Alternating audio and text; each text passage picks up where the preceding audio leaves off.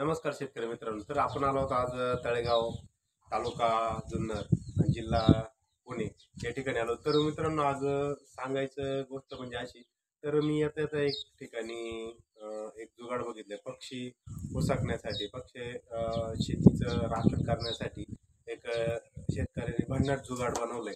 तर आपण त्या जुगाडाविषयी माहिती घेणार आहोत. तर थेट व्हिडिओमध्ये जाणून घेऊया.